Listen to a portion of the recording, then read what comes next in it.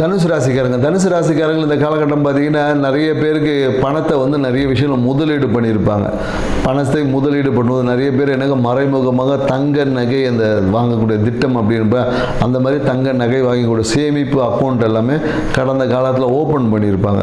மேலும் என்னென்னாக்கா நிறைய பேருக்கு வந்து இந்த நண்பர்களோட சேர்ந்து ஏதோ ஒரு இடம் வாங்குறது, காலி இடம் இல்லை விவசாய இடத்தை வாங்கிட்டு அதன் மூலயமா தேவையற்ற நட்பு வந்து பிரிவினையாக ஆயிருக்க வாய்ப்பு இருக்குது. ஸோ அந்த மாதிரி நண்பர்களோட செயல்பாட்டால் அது பிரிவினை இருக்குது. அந்த காசை கேட்கும் போது நிறைய பேர் அவமானப்படுத்தியிருப்பாங்க. ஸோ அதனால் இந்த காலகட்டத்தில் தனத்தை சேமித்ததும் இருப்பாங்க, அதே மாதிரி பணத்தால் அவமானத்தையும் தனுசு ராசிக்காரர்கள் இந்த காலகட்டத்தில் கண்டிப்பாக சந்திச்சுப்பாங்க.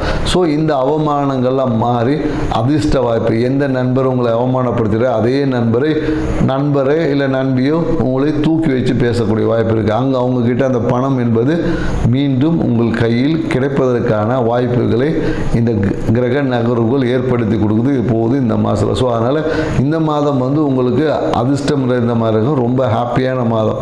ஸோ என்னதான் இருந்தாலும் இந்த காலகட்டத்தில் உங்களுக்கு வரக்கூடிய அந்த வருமானத்தை நீங்கள் நல்லா பிடிச்சி வச்சிங்கன்னா வரக்கூடிய அடுத்த ஒரு 6 மாதத்துக்கு அப்புறம் வரக்கூடிய பிரச்சனைகளுக்கு இந்த இப்போ வைக்கக்கூடிய இந்த சேமிப்பு தான் உங்களுக்கு கை கொடுக்குன்றதை மறந்துடாதீங்க. ஸோ கையில் காசு இருக்கும் போது அதை சேமிக்க பழகுங்க. செலவு பண்ணிங்கன்னா கடன் வாங்கி கடனால் அவமானப்படுத்த நேரிடும். கவனமாக